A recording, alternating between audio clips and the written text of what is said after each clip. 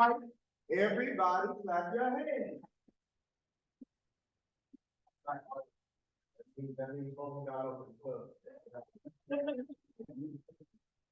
Greetings to all of you. I'm Kevin Jones, the servant of the district, and I'm proud to be able to be here today, talk a little bit about the vision for the future plan.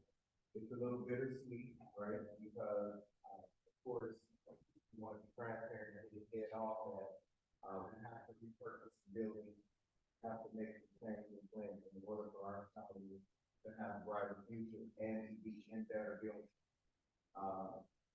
We were with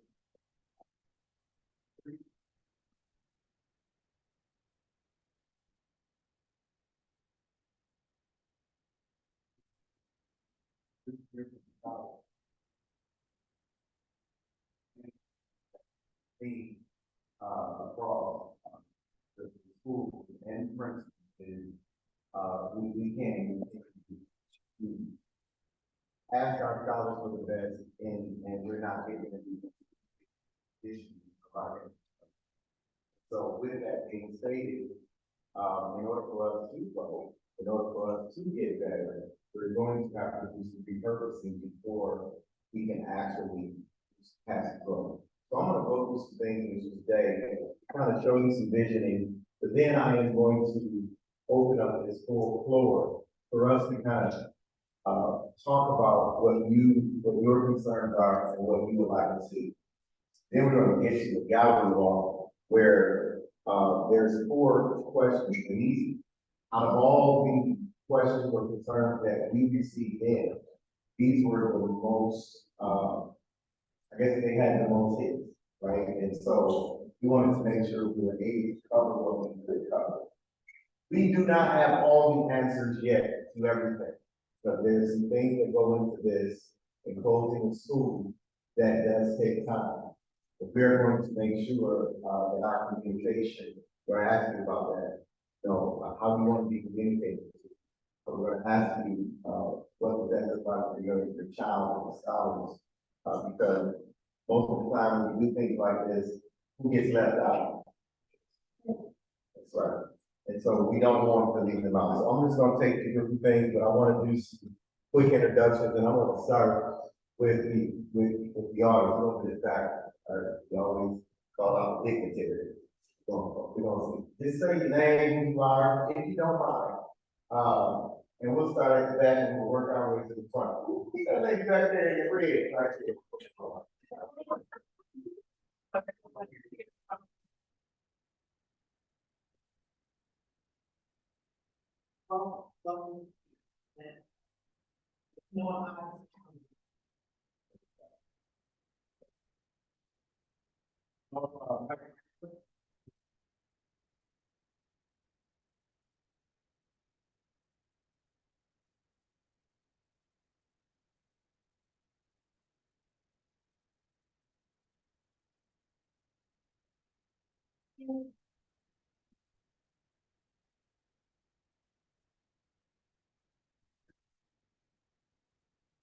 Operation Reading, parent.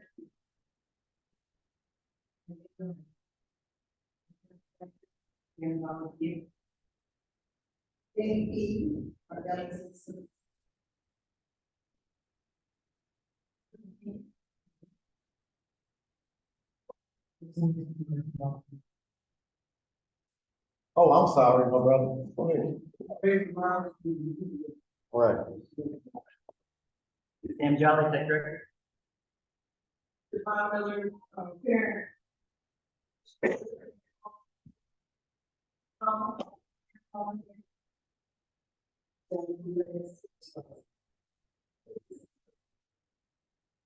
I'm Terry King, trustee on the Board of Education. Hello, I'm Tamara Stokes, executive assistant to superintendent. Camera woman. Bridget Jones, communication specialist. Okay, I'm here to superintendent and Board of Education.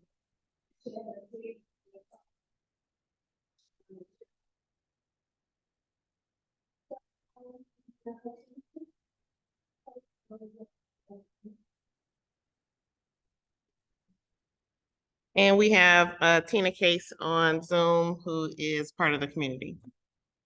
All right, well, let's give everyone a hand, let's hear everyone. So, we started out a couple of years ago, Board of Education started out a couple of years ago, I would say 2021, really trying to re-envision. I'm gonna take it back.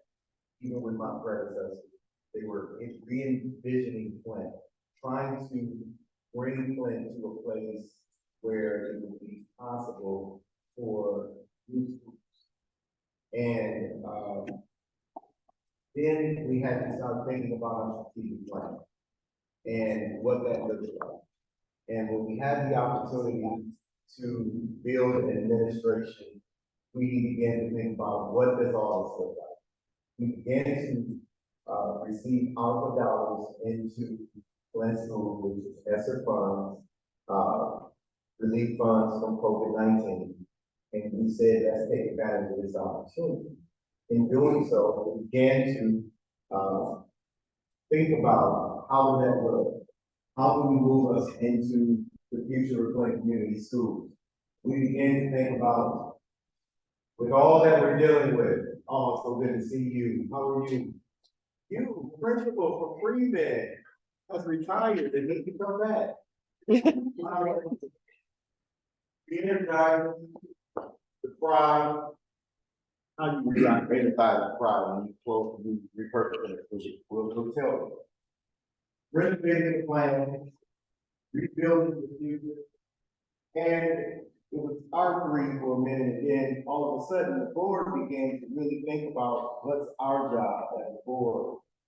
Instead of closing buildings and leaving them to vandals, blighting the community, we need to do something different than that. And what the board decided to do is repurpose buildings. And in repurposing, now we're not just re-energizing, we're not just rebuilding, we're not just renovating, but we're repurposing. And we have to repurpose in order for us to be able to be. And so what is that? Why are we repurposing? FCS has a structural deficit. We learned last night in the board meeting that this district will be in a $14 million structural deficit next year. That means many people think that we have ARPA funds or those ESSER funds hanging around somewhere to where we can just take care of every problem we have. That's not the case when you have a structural deficit, meaning that we're $14 million overspent because of, not just because of building. 80 to 90% of that is staffing.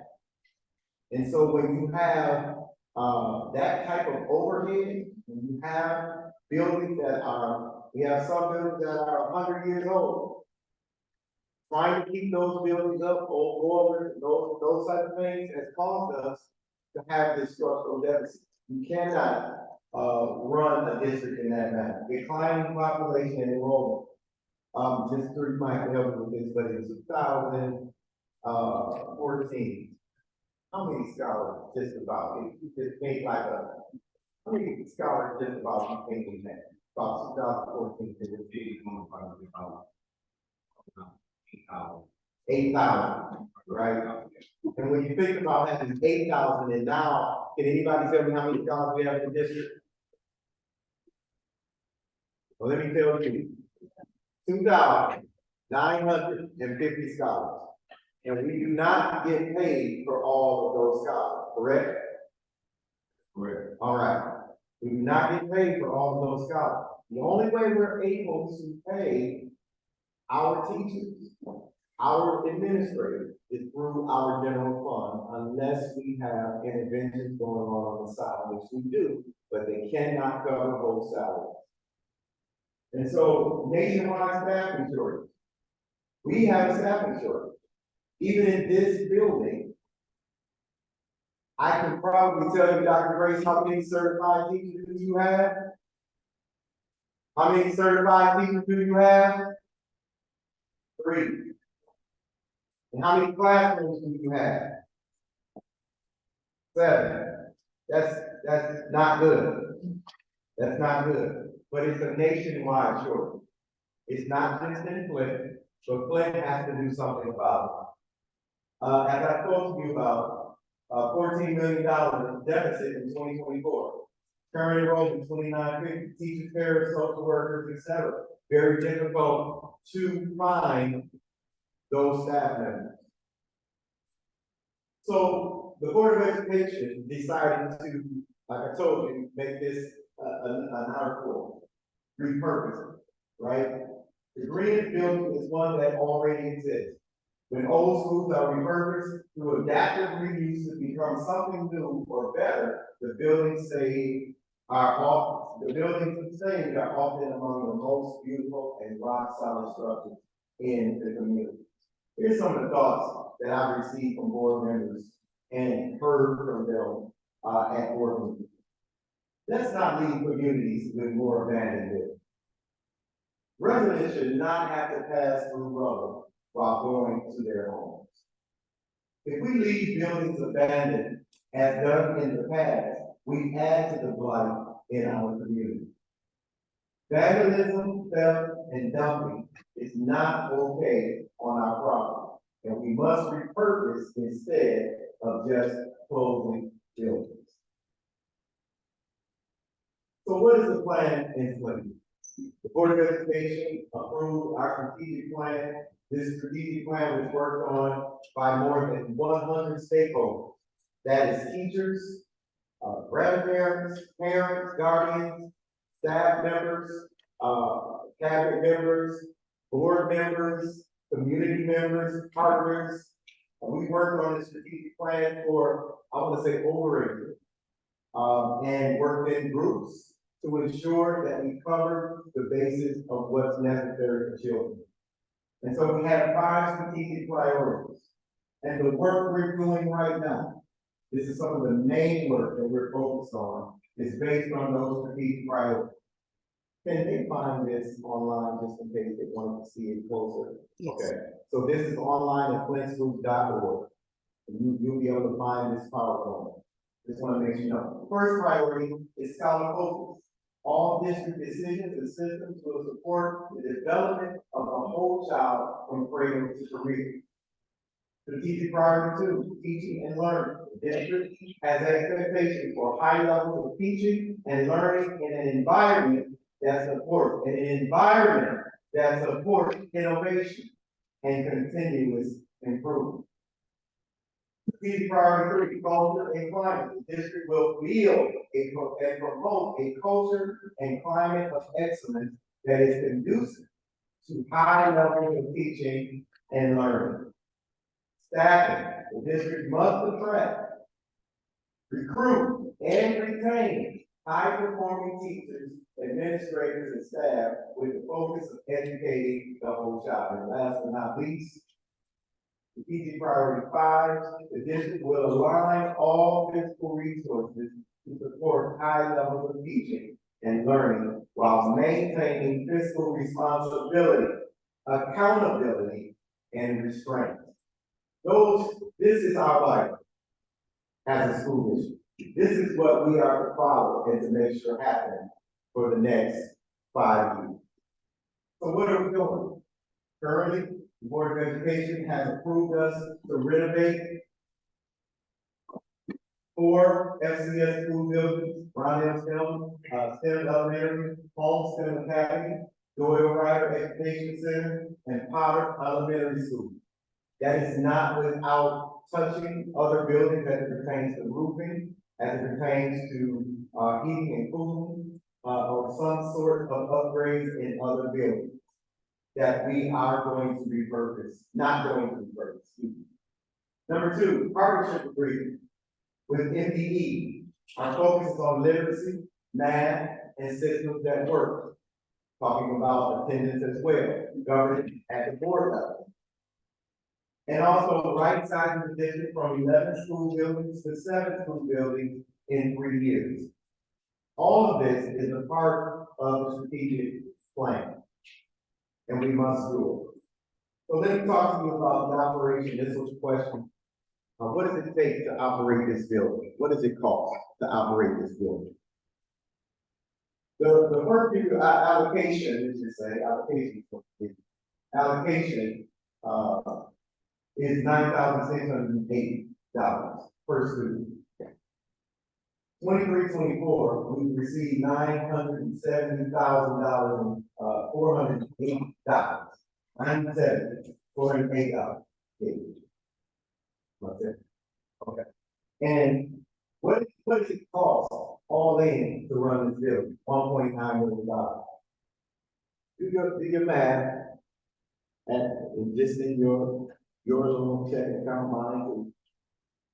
I'm spending too much money. I'm spending too much money. Now, how many buildings?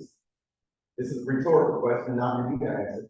But how many buildings is this district spending too much money to where our scholars are losing?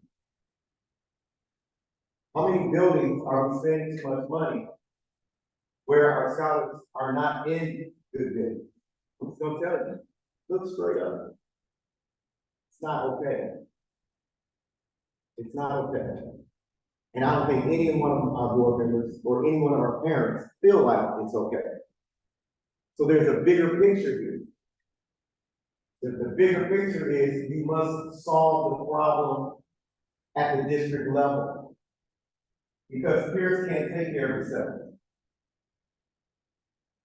So we must solve the problem at a bigger level. No one school is actually taking care of itself. And we have to do something about that. So what to expect from the district? These are some things, because we're going to hear from you. You're going to tell us some other things that might be important for us to take care of, that matter to you. So what I'm going to do right now, we're going to talk a little bit about boundaries and some of the work that we have to do. And I'm going to turn it over to Student Services Director, Mr. Ernest Stewart. He's going to talk a little bit about the process that we have to go through as it pertains to Mr. Stewart. Thank you. Good morning. Good morning. I'll be brief. The process for changing boundaries or reconfiguring the district is the first thing that we have to do as leaders. We have to look at the adjacent buildings and the capacity of those buildings. See if they can hold any students that we transfer. We also have to collect the data. Like Pierce has 100, just over 100 students in this building. Okay, but I know already that only 45 of those students actually live in the Pierce boundary. So those will be the students that we have to assign to different buildings. The other students are either on what we call transfer permits, which is where a parent requests to come to Pierce, they live in another district, another school district, so they can return to their home school or apply for another permit to go somewhere else. And then we also have assigned students to this building due to overages. So that being said, out of 100+ students that we have in this building currently, 45 of those students actually live in the Pierce school boundary.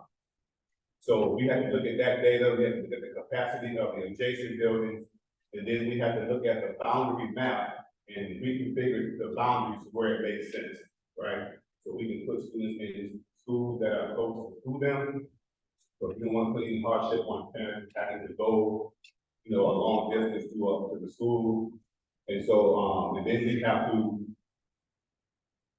all of this have to be approved by the board. So once we reconfigure the district, once we get the map, we have to write out a legal district or legal boundary description.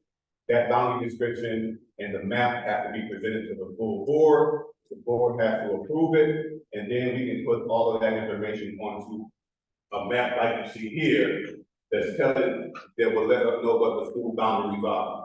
So I know for those students who are currently in this building, your question is, where are my kids going to go?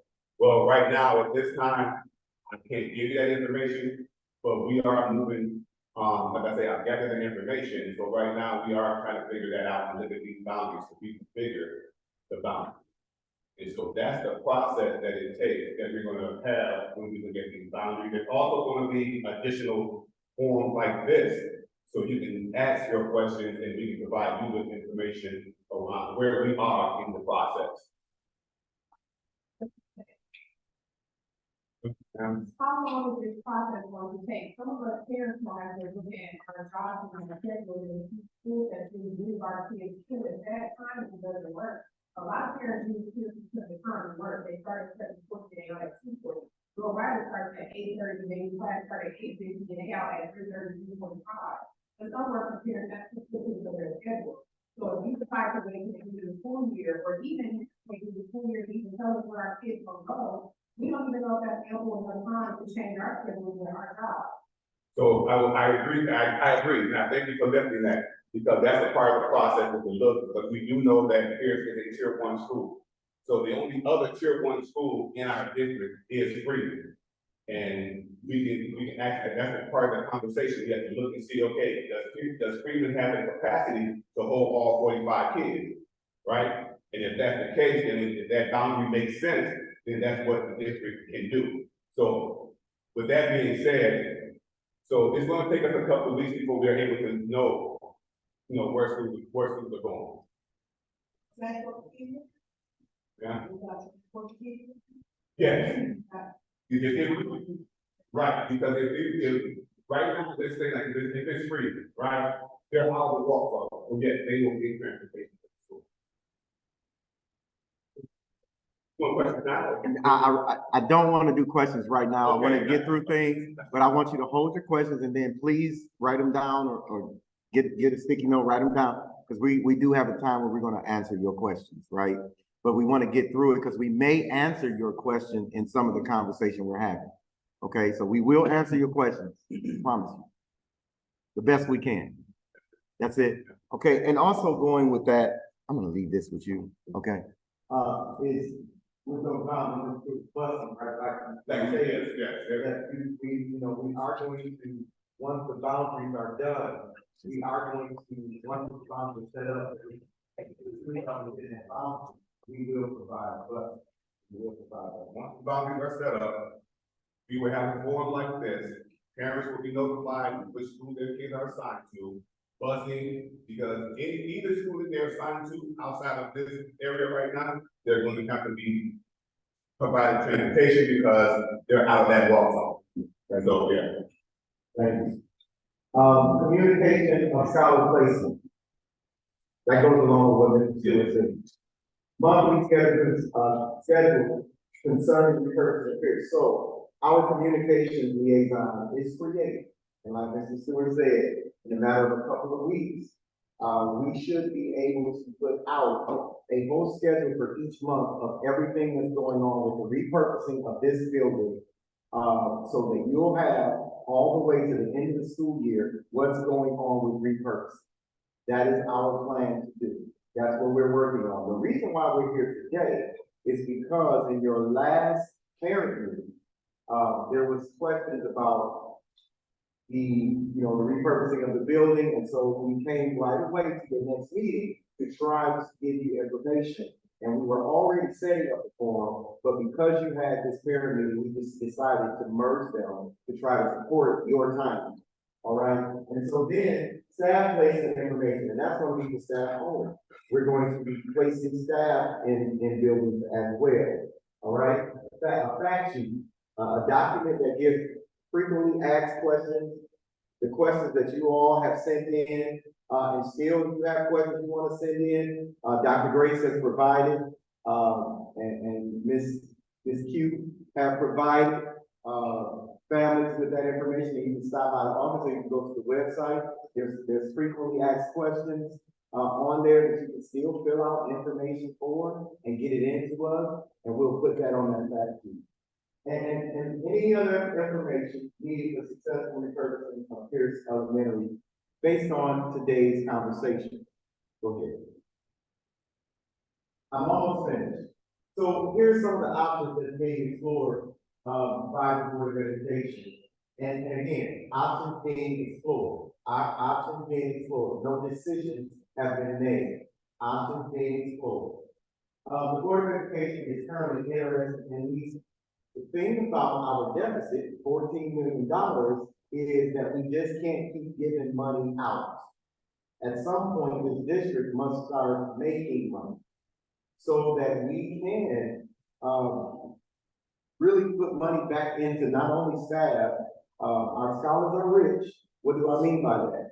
As it pertains to grant funds, this district receives over $20 million in grant funds. And so our scholars have money for books, these are restricted funds, books, computers, all those type of things. But the money to ensure that our buildings is up to code, that is all based on the FTE, the per pupil money that comes in from the state. We cannot use our grant funds to do maintenance, grant funds to pay teachers their yearly salary. We cannot do that. If we could, we probably wouldn't be in this situation.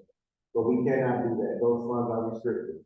You can send in information to legislation and say that you want to let Flint use those restricted dollars in a different way. We all have done it at some point. So if you would like to do that, you can. All right. So here's interest include, but are not limited to community center. Repurposing this building for community center. Repurposing this building for early childhood. Repurposing this building for senior living. And other options that do not compete with the FCS vision and mission to educate scholars. So no, the district is not interested right now in selling this building more than we are in leasing this building for generational wealth for our scholars. All right. So here's what we want to do now. Here's what we want to do now. I have to get information from you before I get comments from you. I have to get information from you so that we can get all we need from you, your concerns, and then we can hear from you. So what we're going to do is what you see on the wall. You see 4 questions, the gallery wall. You see 4 questions.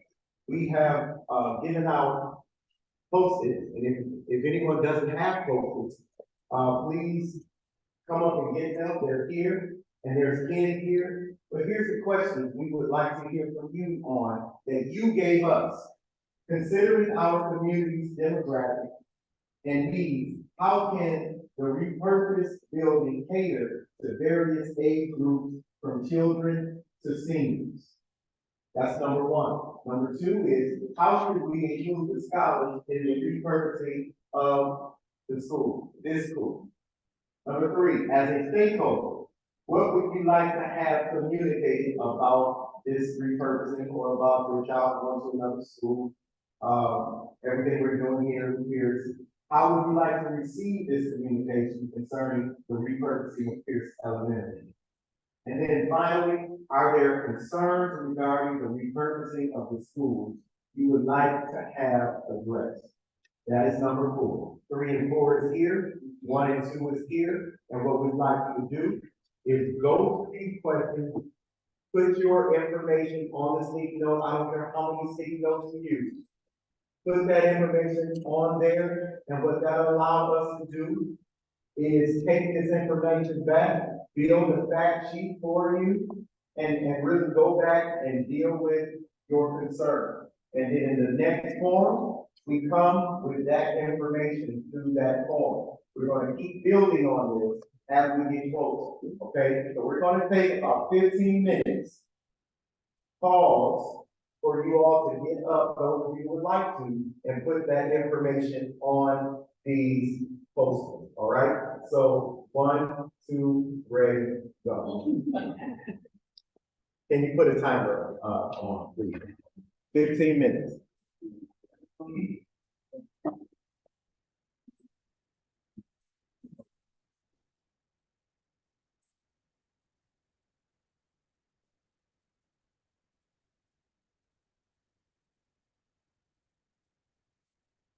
Have a seat. Anyone else?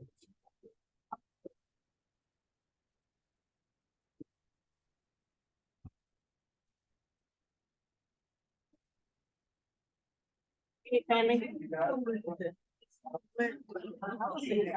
I know I see people. Morning, how you doing? Good. Morning, sir. Good.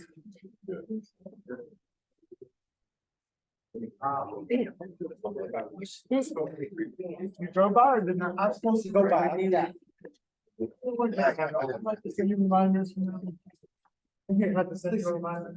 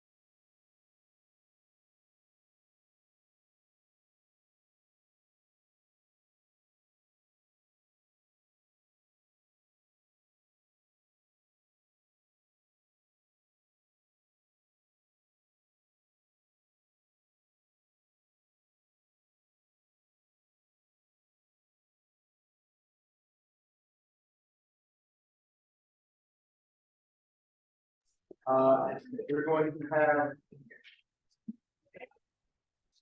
some, time for Q&A. If you hear my voice, clap once. Thank you. We're gonna have some Q&A. We're gonna take about 15 minutes or so and hear from you. I'm going to, again, like I stated earlier, we're not going to give you inflated answers just to be answering you. If we don't have an answer for something that you may have a question about, I hope you have already put it up there. Put it up on one of these posters. All right, but if you want to voice your concern about this school, if you want to voice your concern about the repurposing, this is what we're here for today to hear. Yes, we all want answers. We understand that's the reason why we have to take that information back and be able to deliberate and talk amongst the administration and the Board of Education on what we're going to do about it. So what I'd like to do at this time, I'm going to introduce our board members to you, but then we're going to allow our group here, if there's anyone that has something that you'd like to say about the repurposing, about what's happening with Pierce. We're just going to ask you to raise your hand, and you can stand and just at least first with your name. That's really all we need, the name, and then we can go from there. Behind me, we have our board president, Mr. Michael Clapp. We have trustee Corinne King. We have trustee Claudia Perkins, and we have trustee Melanie Rose. Good morning, everyone. And so at this time, I am going to just allow for those of you who may have questions or you who have comments. At this time, we're going to open up the floor for that. And I'm going to use this timer for 15 minutes just so we know where we are. All right, just so we know where we are. All right, so I see a hand in the back. If you can speak up, I'm going to go, ma'am, you right there in the back, yes. And then I'm going to go to our crossing guard here. Yeah. Yes, ma'am. Go ahead. Morning. My name is Carrie Alves. I have a school here at fifth grade. I know that board needs to be set on purposing this school, but I'm here from Orlando. My kids I was in Orlando. And school has no IB program at preschool and elementary school level. Pierce Elementary is a smaller size school that's perfect for hosting a program like this, so that the students who are excelling, I mean, I know that we are focused on the students that are struggling, but the students who are excelling are getting lost. You know, you guys want to take these students and throw them into other schools where the teachers are already almost at capacity and not at capacity in their classes. I chose Pierce Elementary because Pierce Elementary was a smaller environment that was able to accommodate my student at his peak. And I'm concerned that that's all getting lost. You know, Pierce has nothing that focuses on these kids that are excelling, and these kids that are excelling are your kids that are going to be your future leaders. These are the kids that are going to be sitting in your seats for generations to come. These are the kids that are going to be forming where Flint goes in the future, and you guys are not. There's no focus on them. IB programs are funded. Why not repurpose your elementary school to be an IB school at preschool and elementary school level, so that you can set those foundations in these kids early on and support their education.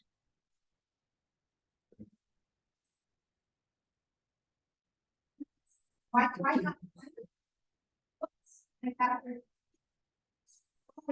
Rather than just shut it down. Honestly, just want to answer that. We can't just answer why we won't make the Ivy League school. We can't just answer why we won't make the Ivy League school. I'm asking you, be willing to look into that? Is that something you guys would be looking? We're looking into repurposing, but we're looking into taking the deficit away from Flint community. We have a high deficit of $15 million, and we have to take the deficit away from Flint in order to rebuild. I understand that, but IB programs are funded programs. Thank you. Yes, ma'am.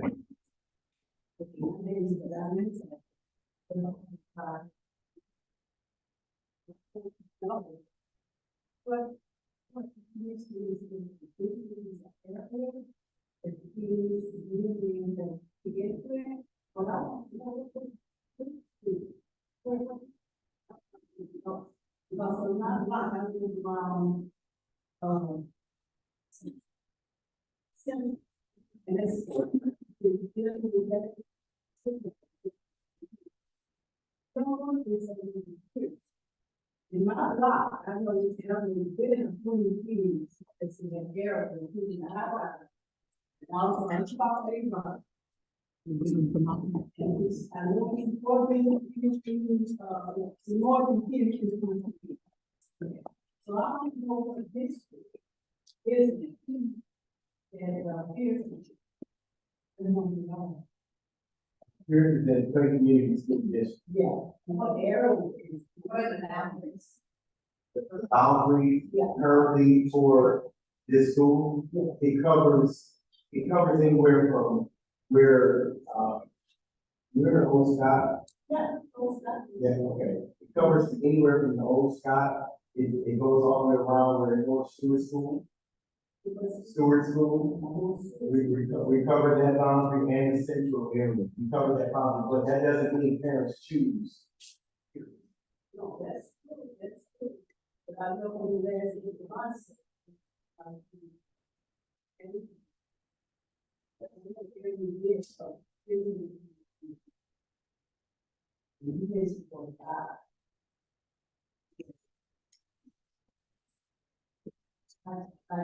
Over here and seriously. If you call me, I think you guys call this, you guys and stuff like that.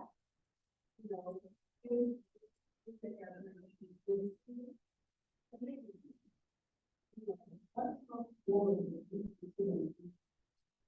Thank you. And I will say, ma'am, to that, we do not want to see another abandoned building. That's why we're not, just closing down buildings, we're repurposing them for better use of the building. Now, want to see, a abandoned building or somewhere where people, come in, rent houses and start living, right? So that's the purpose. Thank you.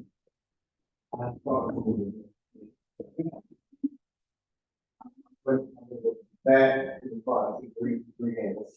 I'm Lisa, I'm a 50 mom, so technically my kid is a different program. But I'm really looking forward to the thought of my kid coming here next year. I'm athletic, right? And the communication program, I can't get my kids to do bus. And there's other parents who have kids in this area, same issue. They've got preschoolers, or two-to-be preschoolers, and they don't love it. But my thing, okay, is there a way that we can change the possibilities of it, so repurposing this building, remodeling it?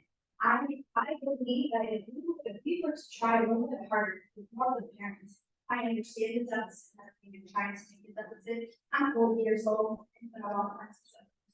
How can we put this on the power?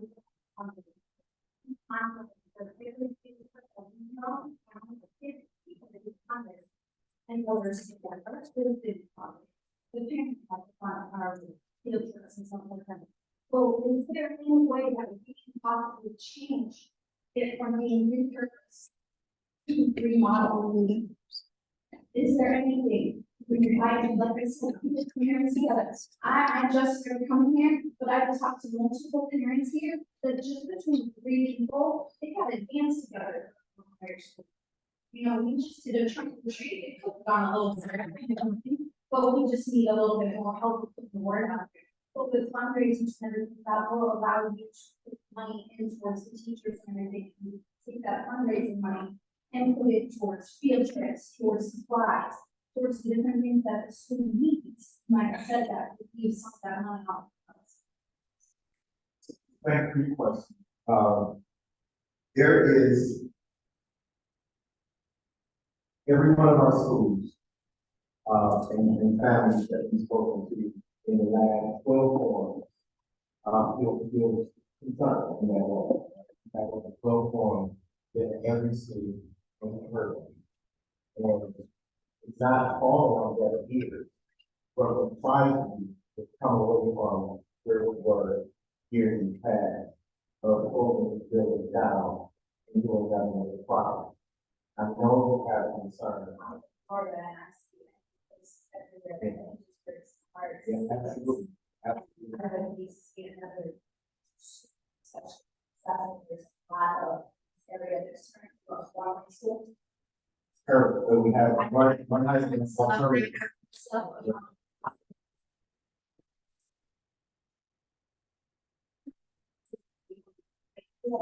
there's 45 students on this area. And the rest of these are 100 and something, 100 outside. Are you gonna say something? That's over half of the students that don't get the So, we treat them properly. They're not coming from outside of the district, they're coming from outside of the boundary. The district, Flint schools covers Flint, right? So we cover the whole city of Flint as a district. The boundaries in which we must scholar in is based on your area. So 45 students. In the building has a total of, and 45 of that. Then Anyway. but the best of the person.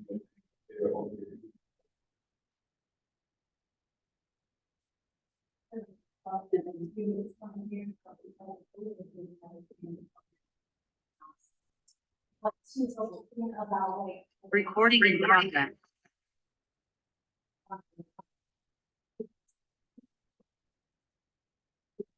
Rick, I'm sorry, I want to be able to get some more parents on this side, that's the breaking in. Is that awesome? Well, yeah, but I wanted to, my last question to you was, did you get this information up on anyone? Yeah, that community center and repurposes, that's what I would like to see, the community center, you know, kids can still come here and enjoy. She does the gardening, and when I come in and I come back, I don't know. And bring it and follow here until this place is repurposed and garden. Okay, I want to say to our teachers that just for we do get your information up here as well. Just want to make sure that we have your thoughts on it. If not, but you stated you don't want to get lost in this conversation, we want it to go on the board. So in the back, in the back. Hello, my name is Cameo. So I have a question. Question, comment, provide. So you spoke of the fact that in order to run the school, it is 1.9 million dollars. And I completely understand that. This is Yeah. the term. Yep, and I completely understand that. My question also goes to the fact that the enrollment is down here. Enrollment is down here. So my question would be, I understand you all wanting to close it, but at what point does that then become a snowball? At what point are we still closing down school letters? It's the definition of confusion. If the enrollment is down the walls, it's something process needs to change. Already needs to change. Habits need to change. Because it's going to continue to happen. So at what point does the buck stop? At what point do you say, let me not close this and let me focus on what we do to therefore get change? How can we complete these charters? How can we make sure that our marketing and the information and the scholars that we're putting out are actually competing?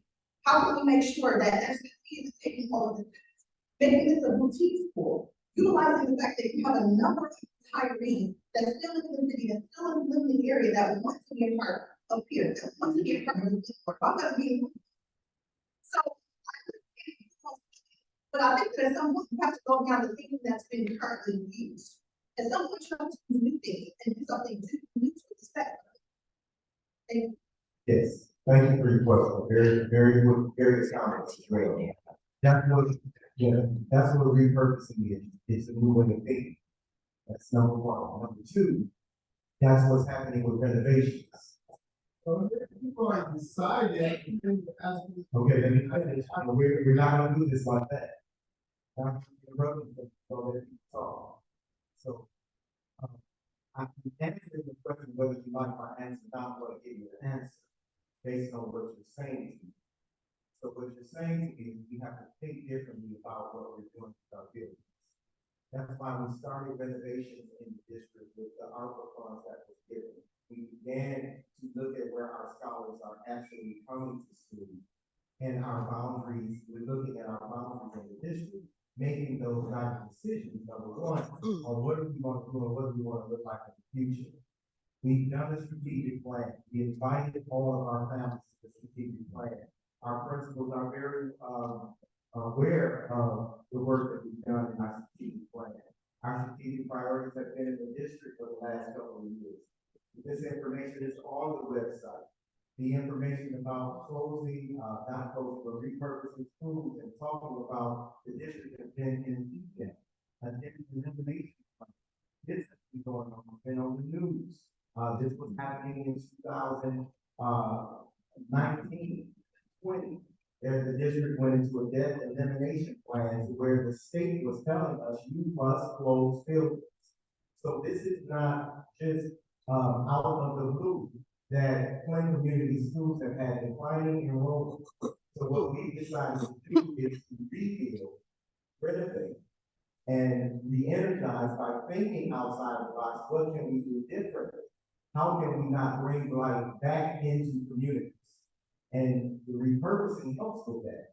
We have 4 projects going on in renovations. We have 2 schools on the north end altogether. 2 schools, and that is Rondale and Homestead Valley. That whole north end of Flint is asking the same question that you're asking today. There's many scholars over there, and what we're doing is trying to ensure that those scholars on the north end of Flint, the scholars on this side of Flint, who have several school choices, building choices over here, but the north end of Flint doesn't have any but one choice as it pertains to elementary school. This is thinking different, partnering with foundations to try to build the new, partnering with foundations to think about the high school, partnering with foundations to think about how can we have better renovations.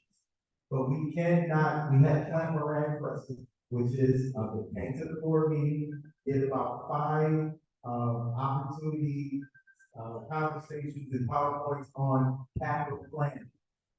Those are, this is thinking outside the box and making the right decisions based on fiscal responsibility. So yes, we do need to think outside the box and do what is best for the entire district. And that's what these plans are leading us to. We want new buildings all the way around. The state superintendent spoke to the district last night at the board meeting saying Flint needs to build new buildings. Our question to our state superintendent is, how are you going to help us fund that? Where's the money coming from to help us fund that? So although Pierce Elementary School is not the only school that's going to be repurposed. We, as a team, as a board, have to make tough decisions that not everyone will like. But we will make sure scholars are educated. We will make sure that buildings that we're going to, we're doing things with those buildings to make them better. That is where we are. That answer may not be enough, but that's where we are. That's what we're doing based on the strategic plan that over 100 stakeholders, including families and parents, have participated in. So now we're moving into that strategic plan, and these questions are now coming. These questions came at the strategic plan meetings, at the board meetings, where any of you are more than welcome to come to. All of these things have come up for the last year and a half or two. And we've been working with folks to ensure that we made the right decisions. All right, so I saw there was another hand here, but I thought your hand was up earlier. Okay, so we'll go here and then we're gonna go to email and then we're gonna come back to you. Good. I am, part of Flint School and former employee of this community school. My question is, I never understood, why is there tier 1 and tier 2 times? I ask that because I'm a grandparent, and I work with baby mama, my son, getting my grandbaby to school. She like in a relay game, you drop her off, you practice, and I'm here. And tier 1, tier 2 time is a big concern for mom. Parents are at work by 8.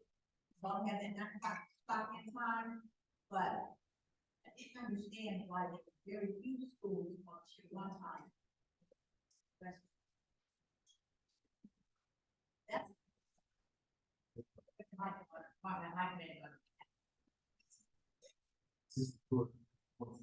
Superintendent, can you repeat the question so the people online? The question is, why do we have tiered start times and end times? Tiered start times and end times. We have tier 1, which starts at 7:45, ends at 2:45, and tier 2, 8:45 to 3:45. It's true. Yes, Yeah. okay, so when we went to tier 1, tier 2 schools, you have to understand that we outsource transportation. And so doing that, you have to look at cost and bus routes. And we also have to have enough buses at those times to pick up all of those students, okay?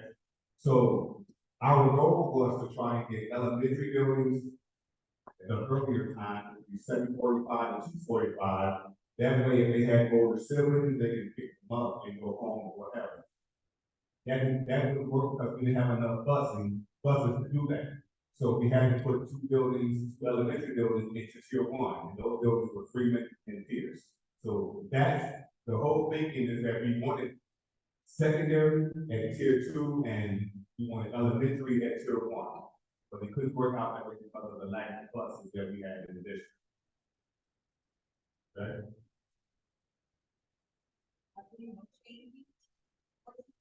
Boundary and district overall. That is a discussion that we're gonna have to have, because right now, like I said, the goal was to have all our elementary buildings in tier 1. And now we only have 1 elementary that's in tier 1, and that would be Freeman with the repurposing of here. So we have to look at that as well, yeah. Yes, sir.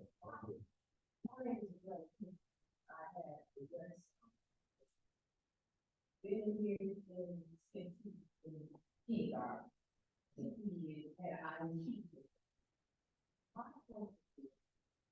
How are you guys going to address the special ed for schools? He started off very good, and had a lot of help, and he had to apply like the teachers back in 7 o'clock.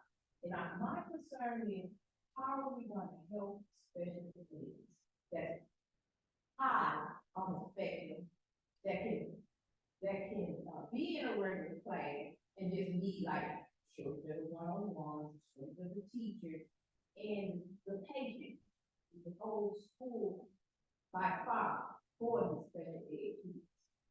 That's my first question. And with the busing, my grandson didn't go on field trips and do anything at first because he was scared to get on the bus. I decided to take a job as a bus driver to help him learn how to get on the bus, come to school, and then look around. So it's some of the programs like field trips going on. It's that whole experience, even though he is has an IQ and has problems. How are you going to address getting the proper help for those kinds of students? You know, I don't want him to fall by the wayside, which he is right now, and I'm addressing it with the proper people. but I just want to raise that up. Because Pierce has declined so bad, and I understand why you're doing it. But 3 certified teachers, 45 students, he's been in here since he's been in kindergarten. And he didn't even want to stay in kindergarten. With the proper help, 1st grade, he was at the top of his class. Now he's in 4th grade, don't want to come to school. I have to agree and sit with you every day. These are the things that parents like me, grandparents like me, who I've been here every day, sitting in the kindergarten. Nobody in this school say they haven't seen me.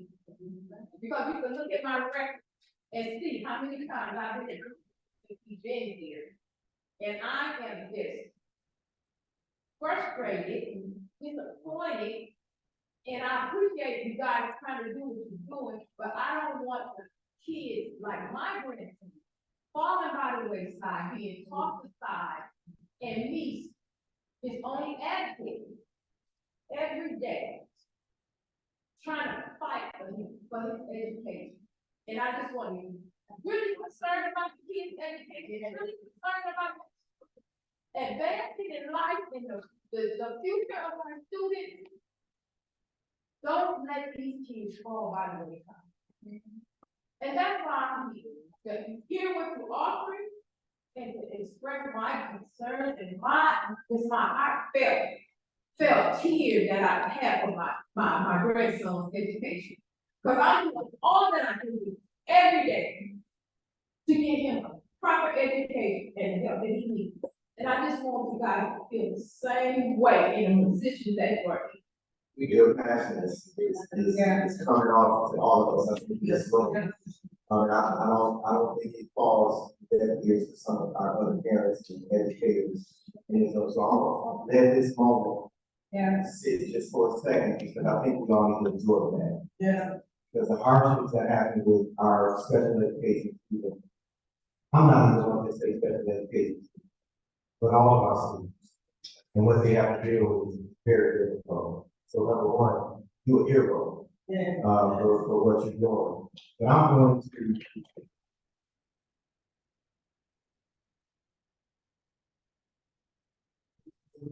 here's some work that's happening with help our coordinator, the district working with Hamilton Health, contacting this received certificate yesterday of work. And we want to speak to some of our benefits that's coming as well too. This year, then Kelly, I want to speak to that that grandma talked about. But this is hand in hand. It speaks to our social emotional supports that we're lending to our scholars, but also we're going to speak to the special education needs that we're talking about, because we should not have to be up here every day. Because you have a life as well. I know the baby needs more to do than the life itself, but we have supports. And I just want our team to speak to this momentarily, and we're going to try to take some more questions, and then we're going to wrap this thing up. So, Ms. Jennifer Howard, please come and speak a little bit about our health portion, how we have the supports, community, our community health workers, the workflow and health, and how that can support our community. So we all in the district want to go at it as a whole health. We want to look at the whole child. We're not just looking at the educational portion as a district, but everything that comes into that child, whether it's a social emotional concern or some type of medical concern. So we do have the school wellness program, which has been in the district since about 2016, where we have registered nurses that are in every building, which is a huge blessing because there's really no other district that has that. Also including clinical therapists that are in the buildings, but even outside of that, Flint Schools has so many resources. Like Mr. Jones had said, we are very rich in the resources that we have. Community health workers that are are in the buildings to be able to assist with, resource gaps that they might have out in the community. We have other groups that come into the buildings that are, social workers or clinical therapists that come from the GISD. We have just recently, at the beginning of this year, we started to partner with GHS to have some of their resources that are available to come into the building. If there's a mental health crisis, that we have GHS therapists that can be deployed to the building to their weekend program. Other programs that they are now starting to be able to come in and do additional group therapy and group education with the students to provide more services in that manner. And then Mr. Jones also had mentioned, we're in the process of building a partnership with Hamilton Clinic, where we are creating a child adolescent health center that will be specific for Flint Community School students. Right now, at the start of the program, because we just finished the planning phase and we're getting into implementing and getting it up and running. We're starting off with the high school and middle school, but the plan is to further build and grow that program so that all the schools have access to this adolescent health center, which would be just further strengthening the access to physical health doctors, nurse practitioners and such, mental health practitioners, any type of specialty, vision, hearing, prescription needs, that is going, the goal is to further build and solidify that bridge between the schools and the access to all of these health services, to be able to further support the students in a more holistic manner. Are you going to have more teachers in some of these other schools for these special ed students? Are their students going to be accommodated to the next school? Do we have enough teachers for them? Or are they going to follow the cracks as they are?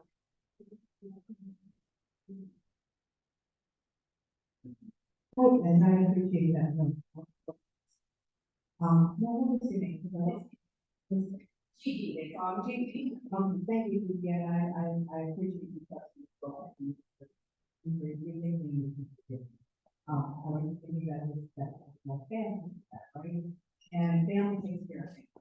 And so I want you to understand that, going back to the point of having one teacher, when we consolidate buildings that provide flexible resources to be able to directly support our students. We have 33% of our students across the country that have IEP.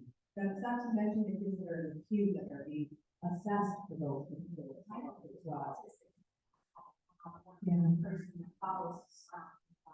And so I want you to imagine this, and think about this. There's spaces that we listed where we don't have teachers, right?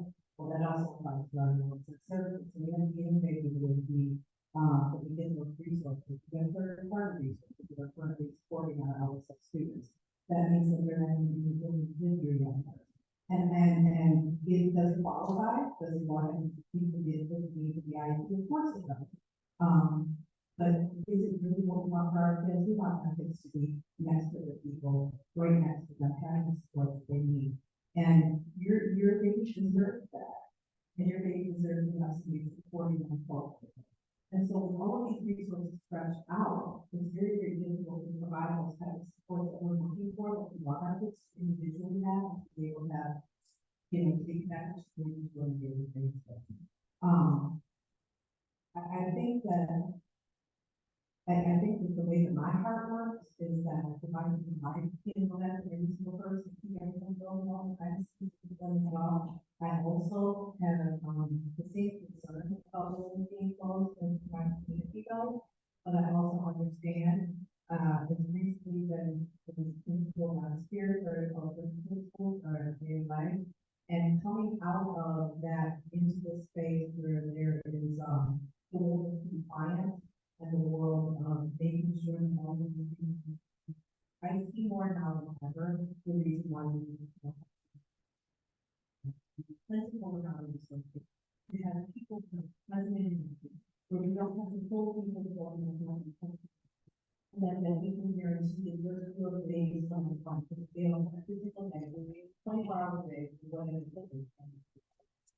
want to just, once again, your advocacy, your passion.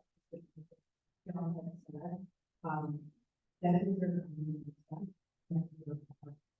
This is administration, and this district, and this board will be for you, to ensure that your young person has the most quality education possible, get them with the resources they need to serve as a great.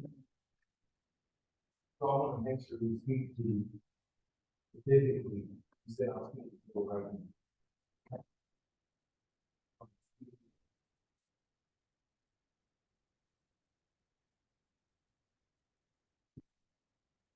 And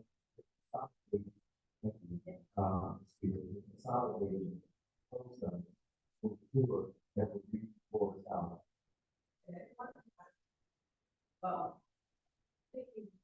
Here, it's, center of the school where they, I can't, you have that support at whatever school you may go. Because I was so disappointed earlier. From a, and I tried to get him transferred somewhere else, and the lady told me, I can't transfer. And so I'm like, well, what do I do? So, and then if he stayed at home, then I have to go to court and answer to why he's not going to school. So I'm just like losing, he's losing, I'm losing. And yes, I need to help people. Follow up.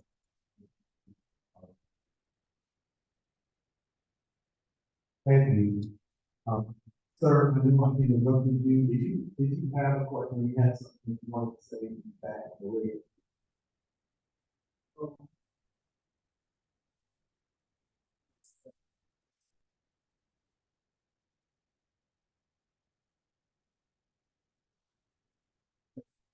School. Building is here, building like that.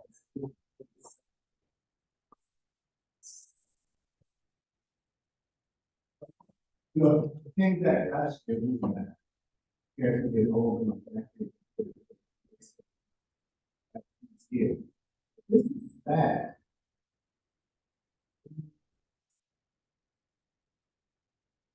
YouTube, what do you do? I do.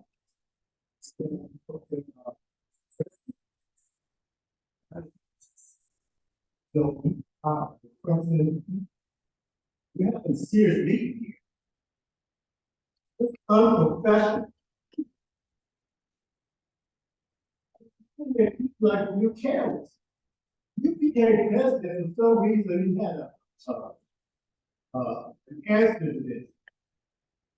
So where is that? You come here, okay, you want to hear, you will come up with innovative. You've already branded this thing, R4. You go forward with it. And I hear things like, oh, we gotta make money because we're in deficit. So we gotta be like innovative with that. We have beautiful buildings here. And you wanna make more new buildings, yet you say you have no money. Well, that's central. In the midst of the cultural center, beautiful. They're going like over 30s that come back. No answer. That's it. More is here. Oh, go close. That's a historical building. Okay. The job, the auto factories closed down, everybody was traveling, living. That the lack of students, yes, Central Wooded can feel that. That will be a central educational institution. You put technology, music, art, it's in the midst. It's crazy.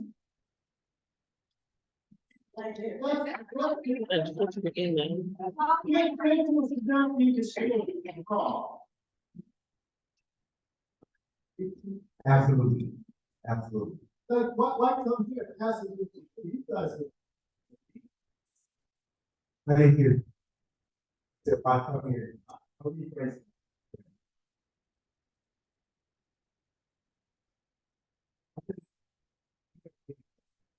Very good.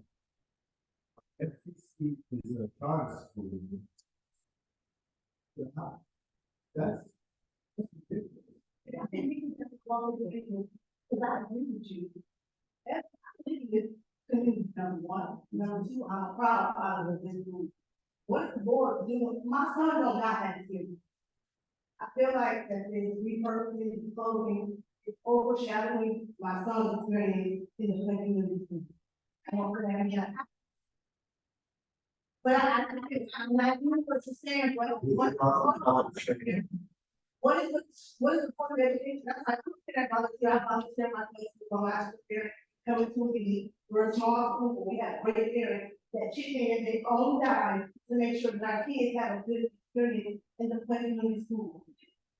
My son also got to FCS, and I chose him. Now it's closed, and I did not do anything. As a board, we're not trying to teach you y'all. But I also think it's what's because I got kids working through they got sports there, they got other opportunities there. It's not just guys who are there, cook on again, I'm glad.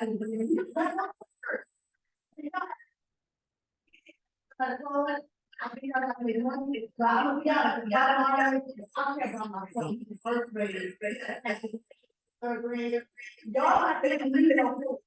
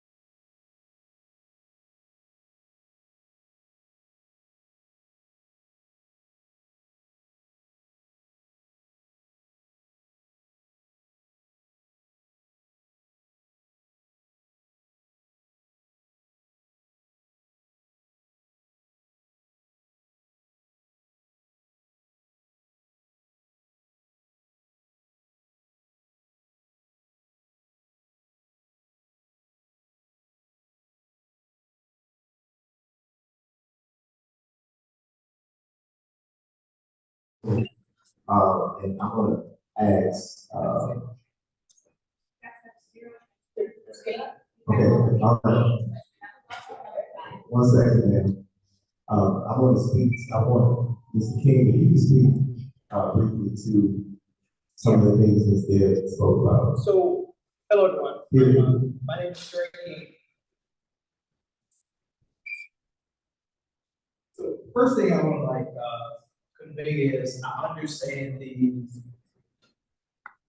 passion. The passion is there. I understand that. One thing I do want to inform you all that us 4 here are new to the Board of Education. We were recently elected last year. So the same concerns that's right here, that's raw, that's really pure. We've been voicing these same concerns at the table, making decisions day by day, trying to help the schools turn around. So if we was there 10 years ago, we would have made so many different decisions than what we are now. But we are now, and we recognize that, and that's why we're here now, is to hear community feedback. From our understanding, when they were closed, they closed. There was no parent meeting, there was no, they left books inside the, we see the pictures on social media, how they left the schools. That's not our purpose, that's not what we want to do. When we talk about communication, one thing that I always pushed during the campaign time, even now on the board, is doing communication. So we recently passed, what's called, get a mobile app, and a new website developed. It's called Apogee. Hopefully the schools will have a mobile app in the upcoming months to foster more communication, push notifications, a live feed that will showcase what we're doing inside of community schools. We talk about branding and marketing, doing that things. this Board of Education, this new Board of Education has to be implementing those. Those things take time. I hate hearing that phrase, but being in the position, seeing it, it does take time. There's a lot of back end work. Our communication liaison, Mrs. Jones, Mrs. Jones has been working diligently. I've been inside the meetings with the creation of the mobile app and our website to make sure we communicate just fine. When I tell you Mrs. Jones is the star in that field. She's been making sure parents' concerns for ADA, LSSD, she's been making those concerns heard. So when we launch a mobile app to communicate to parents more and more, we're meeting those needs. So I want to be able to speak to that. I want to be able to also know we're all still moving. We got here in December. We're making decisions day by day that's impacting our scholars, but it's in the best interest because we always in those seats again complaining about why the school is not better than how it was. I was a student that, when you sell the school closures without no communication. My parents took me out of school schools because there was no communication like this. So we all agreed that we will have a parent meeting, a forum that will communicate to parents what we're doing and being able to hear you. Because it's not good to do something to you if you can't hear you, right? So I'll make sure I hear and see that. Good. All right. Thank you. Yes, ma'am. Oh, I'm sorry. Please don't turn to my head. Well, turn to my head. But she had her hand up and she was supposed to speak. I'm sorry. I'm sorry. I didn't want to do it. I'm sorry. Okay. Go ahead. And I'll be I'm sorry. What you said about communication, there's still no communication. Because look at the bigger picture. Who are we hurting? We're hurting the scholar. The reason why we have low enrollment is because of Flint schools going downhill. The parents are taking their children out of Flint schools, putting them in charter schools. That's why we have low enrollment. It's because the parents are looking at it like, well, they're steady closing schools and they're steady doing this. Our children are not getting any education.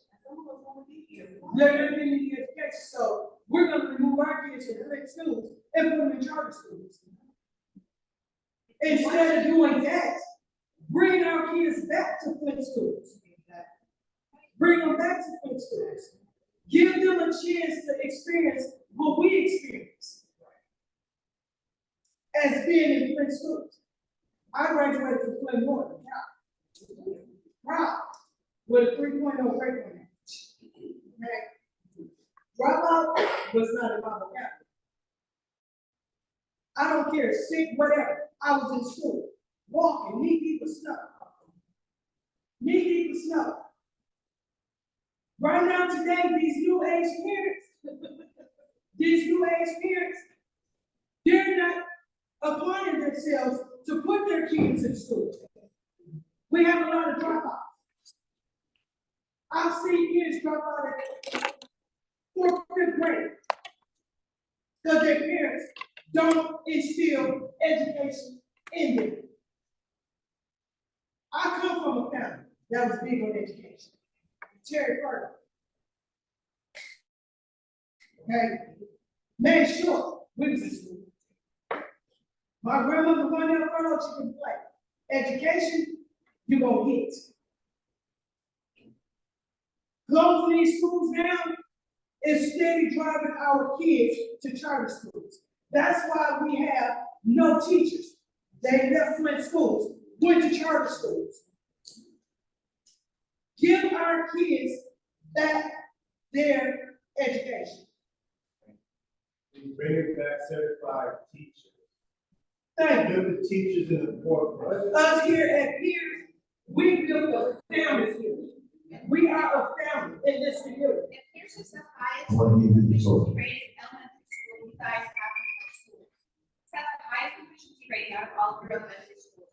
You guys are gonna take these kids and you're gonna throw them into another school, the efficiency ratings are much lower. That these kids in these schools, I mean, are at a meager 39%, and that's the highest Flint schools have. Michigan State standardized high school, 39%. And that's in this school, and that's the best you guys have. And you're gonna take all of these kids now and refer them to out to other schools and expect them to integrate into other classrooms that, by the way, are already full. The other classrooms in these other schools, you look at this, you look at the student to teacher ratios, and they're already sitting at the top end of those student to teacher ratios. And I don't know if those schools are like this school, but what those don't even show is that some of the teachers are teaching multiple grades, so they're in much even higher than that. They're already in overpacked classrooms. That's going to take kids to have the highest proficiency rate in the school district, and you're gonna cut the rug out. They're gonna go end up with more dropouts. It's She's laughing or I want to take You the guys floor. you guys are looking at dollars. We're looking at kids. These are our children. These are our kids. These are this community's future. You guys are looking at dollars. Those dollars are connected to our kids' lives. Well, this school, Put yourselves in our shoes. lift us up. Lift us up. You guys will stay here, do the same thing with us. Big and easy. We see what schools look like. We see it all over Flint. We see old flat rate buildings. How many years has it been to get Washington Elementary School turned out? What's going to happen to this community? When you guys close the school until the school board finally figures out what it wants to do and watches this building just become dilapidated like every other school with brand new schools. What's stopping that from happening? What makes this so special that it's more special than any other school you guys close and just let go, let sit? What makes this so special that you're willing to close it and repurpose it rather than keeping it here to do what it was designed? She asked me, why should we trust y'all? Why should we trust y'all?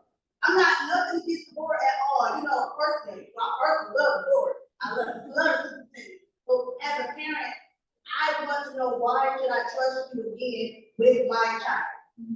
Because his experience is not been good. It's not been the experience that I have. Like she said, the other schools, the numbers are lower. I have to make a decision, and excuse me, because I love Flint schools, but y'all not showing me why I should trust y'all with my baby another 2, 3, 4, 5 years. He in the first grade, I'm gonna keep doing this. What's gonna make me so different this time? Or why keep trusting y'all to bring our kids back to Flint school? I have major concerns about integrating my child into another school because we already know that fighting is an issue within the Flint schools. And you know what happens to new kids when new kids come into existing schools where they're existing kids or existing friendships. You guys have no behavior needs in the schools. Say that again. I didn't hear it. We have what? You have no behavior needs in your schools. Yes, okay. They're called behavior needs. I don't want schools, where I come from, in each of the schools, we have somebody that's a behavior need. And that's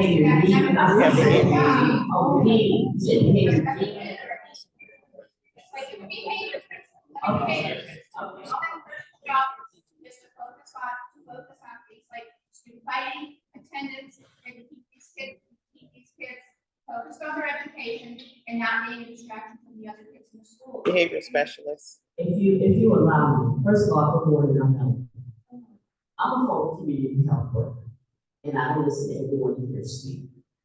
Flint has all types of resources that are not being utilized.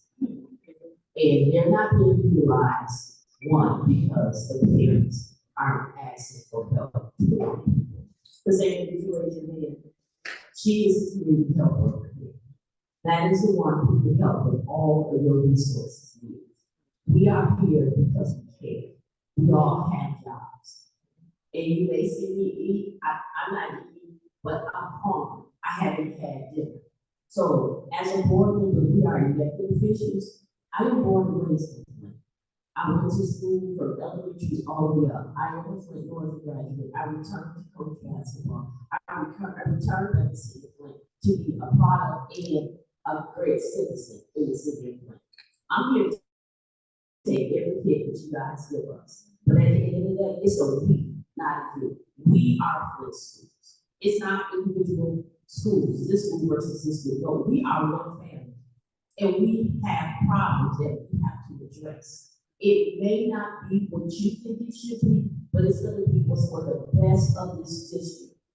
What you do have, you will have a family assessment prior to being repurposed. What is a family assessment mean?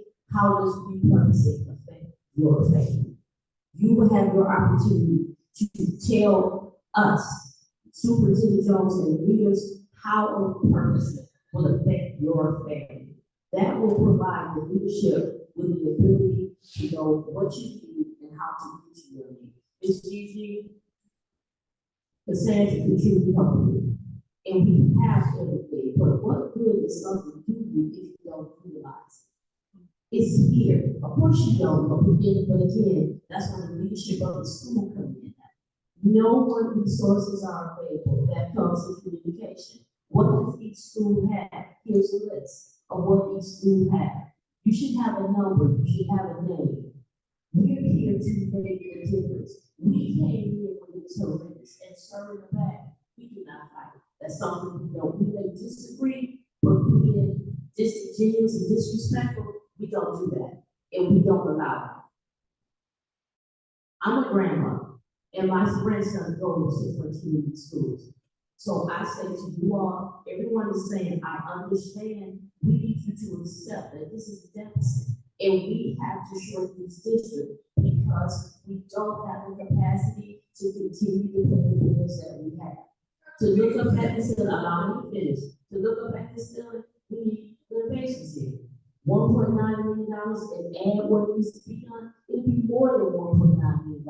And the district cannot afford that, you all. So it's best to be able to repurpose schools and allow the memory and the history of Flint schools to remain in that building, whether it's something different in the school, but you will still either have a room or a wall in that building that talks about the history of the building. So allow us to do, we're here to listen, not to ask you what to do, but to give you input. So that you know that you've been heard. And some of the things that you all said, it could help us make a decision. But I'm asking you all to allow us to help you. So we're not here against you, we're not the enemy. We're not. We're not. We're here to help you. And if you fight us, then that means you're not giving us help. And then you won't get what you need. This is just happen. So I ask you all, listen to understand, not to respond. Because it's stubborn. We got 3,000 families that we have to pay attention to. Not saying that one is better than the other, but we have to pay attention.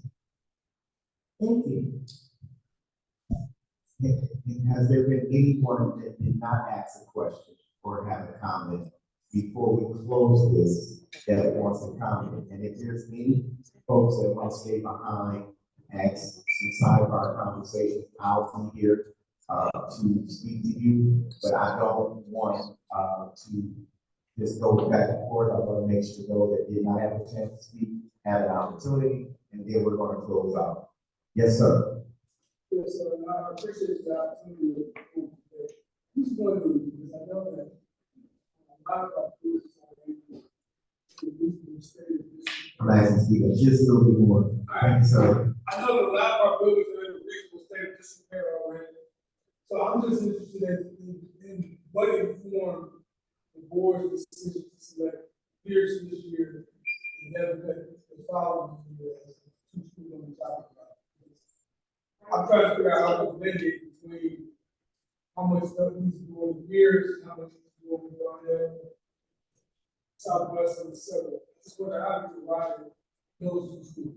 There's several factors, and some of those factors include student enrollment. Some of those factors include study, capital planning, which we did with researchers from Plant Moran, Crescent, the state of Michigan. When we were in the EDEP, there was conversations about declining enrollment in particular schools and who's actually where the scholars are in these areas, where the scholars are in actually Flint, the city of Flint, where the scholars are going to school. And so there's several different factors that factors into that, but more importantly, how much it costs compared to how many scholars are actually coming to the school. The overhead versus the income. All right, anyone that hasn't spoken? Yes, ma'am. Johnson. In looking at your presentation, you talked about leasing facilities in order to repurpose them. And hearing families talk about communication and transparency. My question is, has a timeline, correct, assuming a timeline has been created, has that timeline been shared and where is it publicly so that families know when to expect certain things, what communication will come out, when this is will be made, when this building may be leased, for how long it may be leased? Because in my heart, being a neighborhood person, being an employee of Flint, previously retired, is there a possibility that that lease holds a building and when our population grows, because people see what we really did in Flint, did in essence, that population grows and this building is still a possibility to return to the neighborhood. So if there is, since there is a timeline, how is that timeline shared? How can it be accessed by the community? And how can further input be placed in the laps of the board and district leadership so that the timeline can be expanded? So good question. In the presentation, I did speak that the timeline is being created. So there isn't a time, there's a timeline to repurpose, meaning that this building will not be a school come next fall, right? So consolidating this school, yes, the timeline would be next fall, but the timeline to get to that in December, what's happening in December, what's happening in January, that's what's being built, okay? And so when would that be available? That should be available by the time we go to Christmas break for everyone, not just in the school. Of course, we're going to take it from the Board of Education, we're going to bring it to the school, and then we're going to put it out to the community. And when it's put out to the community, where will that be? It will be on our website, it will be on the school app, but for you as a community member, you'll be able to find that on the website. It will be on social media as well. And we have a district newsletter. You should be able to locate it on the front page of the website. So anyone else that did not already have a chance to speak? I just wanted to say I am a fair facilitator, and most of the time, some people do come to me and I can point them in the right direction. So I just want to be seen and know that I'm the parent, but I've been out there always. So I am a parent facilitator. I do facilitate some of the parents when they come to me and I'm pointing them in the right direction. I give out different resources, but if I don't have the resources they need, I send them to the right people. But I do like coats, hats, stuff like that, clothing and different stuff like that fit through as a steward. So I give out things like that. But if I can't help them in the way that they need, I point them to the right people. Thank you. I just want to. We appreciate that. I'll say this so that you're not leaving here with a thought that we've already placed scholars. We have not placed scholars. That is the work that we have to do behind boundaries. And as Mr. Stewart spoke earlier about boundaries, we have not placed scholars. It's not already done as it pertains to the timeline itself and what this building will be. As I stated, those were considerations of what this building will be. We asked you for considerations of what you think this building will be. We're not asking you that just to put some paper on the wall. We're asking you that so that we can take this back and speak with the Board of Education. So I want to make sure you understand where we are in this forum and why this is important to hear from you and then take this information back and have a forum every month. Not to discuss the same thing over and over, but to move us forward so that we can get things done that need to be done. This forum is not going to be your parent meeting moving forward. We just did this so we could ensure that everyone had an opportunity to speak about what they felt we should do. So I want to make sure that we don't get lost on this. Although we have differences in this room, We still need to ensure that the scholars that come every day have an awesome time. And we still need to make sure that when they come to school, they are being treated, with the same love, irregardless of consolidation of a building. So we have to come together there no matter what. So I want that to be in the room, and I want you to think about that. And if there's anything else that any of you would like to speak about, Dr. Grace will definitely let me know. I do not mind having one-on-one conversations at all. So we can do that as well. So I want to just thank you all for coming today. I want to thank you for your time. I want to thank you for the passion. None of us are, I don't think anyone up here, I know for sure that myself and anyone up here is upset about anything you have to say. We understand this. I definitely know that you love this district. I definitely appreciate the fact that you are willing to say and give us the communication that you gave us today. This is not the last time. We will talk again. We are open. You can come downtown to speak to us as you please. Let us know. We can set up appointments and we can go from there. So I'd just like to thank some of our board members for being here. I'd like to acknowledge the principal of this building. Thank you for making sure, you and Ms. Q, for putting this together and making sure that our families had an opportunity to come and speak. And thank you to the team who did all the background work to ensure today was open for our parents. And thank you, parents. Thank you for your concern. Thank you for speaking. We're leaving here today still with thoughts. We're leaving here today still with some edginess, and I understand. We're not going to get past that just today. That wasn't the goal. The goal was to start having conversations and to move forward. That was the goal. So I know it's still there. And I know we're not all happy. We're not even. I know I'm not. So we're getting there. We're going to get there together. We're going to keep fighting for scholars. We're going to do our best to consolidate